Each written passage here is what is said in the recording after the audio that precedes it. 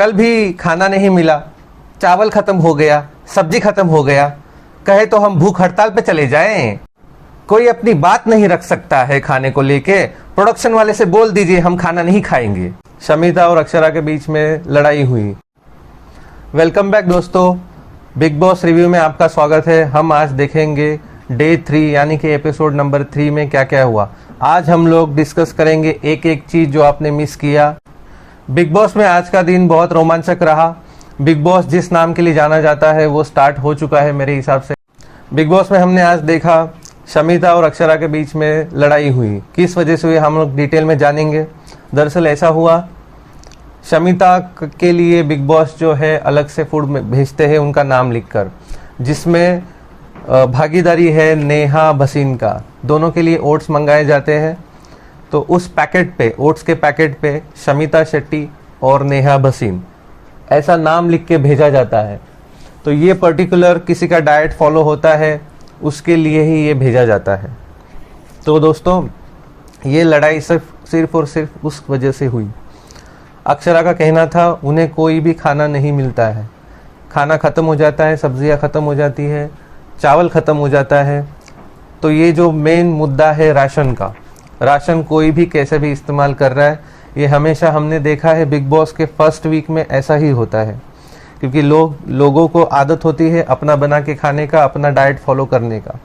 Big boss हमेशा जो ration देते हैं वो पूरा वीक चलाना होता है, वो ख़त्म हो जाए उसके बाद नया राशन नहीं मिलता है, वो 7 दिन बाद ही दूसरा राशन आता है। तो हमने हमेशा देखा है कि फर्स्ट वीक में ये लड़ाई झगड़ा राशन के ऊपर हमेशा होता है, और आज वही हुआ।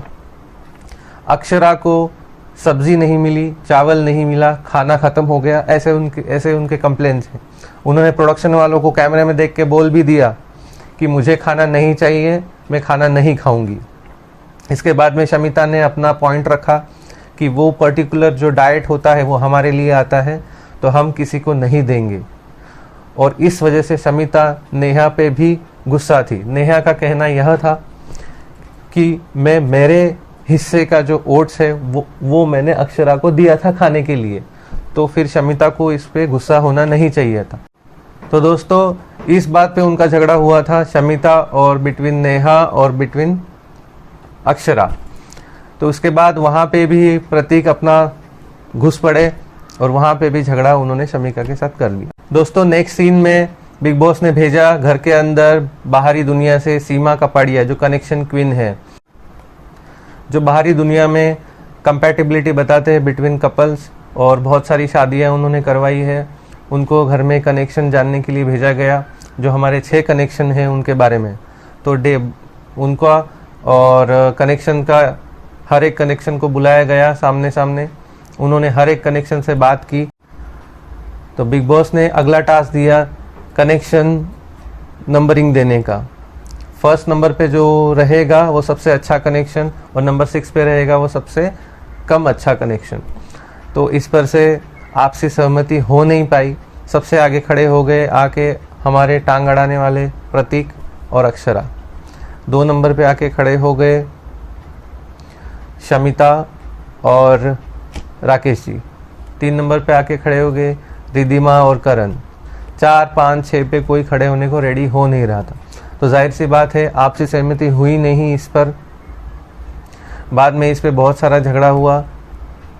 उसके बाद में बिग बॉस ने अपने सीक्रेट रूम में सीमा जी को कहा कि आप अपने हिसाब से जो भी आपने बात की है इन लोगों से, हर एक कनेक्शन से, तो आपके हिसाब से कौन नंबर 1 पे होना चाहिए और फिर कौन नंबर 6 पे होना चाहिए। तो सीमा जी ने जो कनेक्शन दिए, फर्स्ट नंबर पे रखा प्रतीक और अक्षरा का कनेक्शन, 2 नंबर पे रखा नेहा और मिलिंद का कनेक्शन, 3 नंबर पे रखा करण और रिद्धिमा का कनेक्शन, 4 नंबर पे रखा राकेश और शमिता का कनेक्शन, 5 नंबर पे रखा मुस्कान और निशांत का कनेक्शन, और लास्ट में रखा जिशान और उर्फी का कनेक्शन। तो इस बेस पे जैसे बिग बॉस ने अनाउंस किया,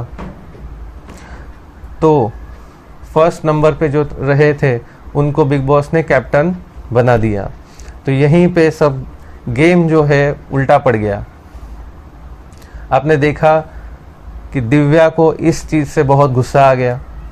वो इस फेलियर को हजम नहीं कर पाई कि फर्स्ट कैप्टन घर का जो बने हैं वो प्रतीक बने हैं, अभी वो रूल करेंगे।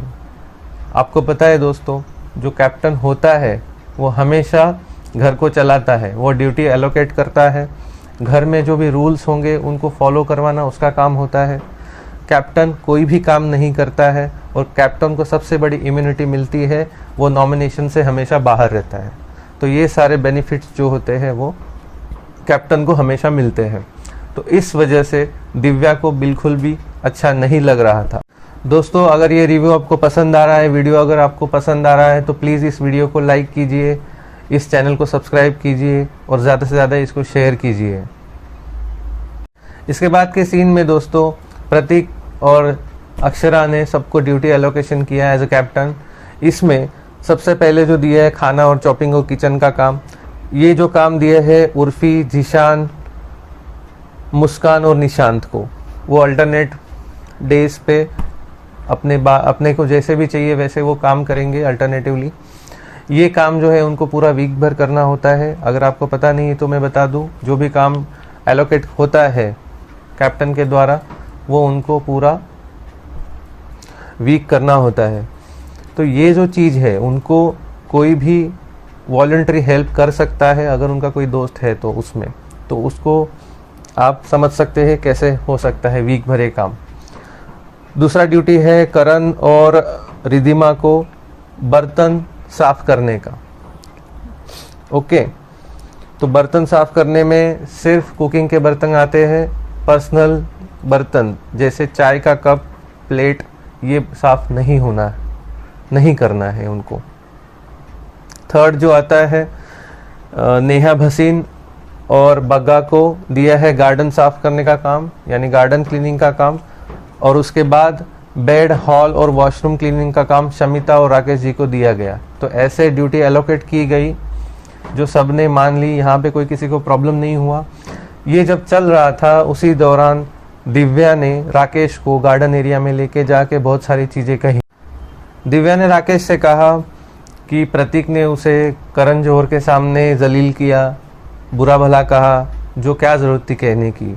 मेरा कितना अच्छा अपॉर्चुनिटी था जहाँ पे मैं करण जौहर के सामने स्टेज शेयर कर रही थी, उसे ये सब खराब करने का क्या हक था।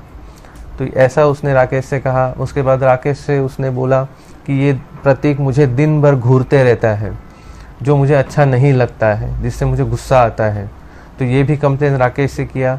उसके बाद दिव्या ने उसे कहा कि शमिता और रिधिमा उसको नहीं समझ रहे हैं, उसे कूल डाउन करने की कोशिश कर रहे हैं। तो कहीं ना कहीं उसको शमिता के और रिधिमा के एडवाइस जो है वो अच्छे नहीं लग रहे हैं दोस्तों। यहाँ पर उसने गार्डन में राकेश को ये सब बातें कही और कंप्लेन की। दोस्तों, इस पे मेरा ओपिनियन है, मेरा रिव्यू है कि ये सब करने का क्या ज़रूरत है। आज 4 दिन हो चुके हैं, दिव्या को इतना बुरा क्यों लग रहा है? जस्ट बिकॉज प्रतीक जो है कैप्टन बने इसलिए, या वो कैप्टन नहीं बन पाए इसलिए, या उनको कपड़े नहीं मिले इसलिए? आज अचानक सारी पिछली बातें वो क्यों राकेश से कह रहे हैं? या फिर उनको ऐसा लगता है कि कोई उनका दोस्त नहीं बन पा रहा है, यहाँ पे कोई कनेक्शन नहीं बन पा रहा है? तो मुझे तो ये समझ में नहीं आ रहा है कि उन्होंने आज ये सारी बातें क्यों की। दोस्तों, मेरा ये पर्सनल ओपिनियन है कि दिव्या जो है वो सिर्फ कंप्लेन करने आई है। यहाँ पे दिव्या को सिर्फ कंप्लेन ही करना है, उसको किसी की बात मंजूर नहीं है। कोई उसे शांत रहने को बोलता है, प्रतीक को इग्नोर करने को बोलता है, वो ये मानती नहीं है और उससे कंप्लेन होने लगती है। उसको लगता है कि वो सही है, वो समझ रही है, वो सब सही है, उसने बहुत सारे शोज़ किए हैं, बट मेरे हिसाब से वो कहीं ना कहीं रॉन्ग जा रही है। उसको ना बिग बॉस ने जिसको कैप्टन बनाया उससे जो ड्यूटी मिली वो नहीं करनी है, उसको बिग बॉस के रूल्स फॉलो नहीं करने हैं, उसको घर में बैठ के खाना खाना है, खाना बनाना है और बस वही करना है। मुझे समझ में नहीं आता कि वो यहाँ पे आई क्यों है।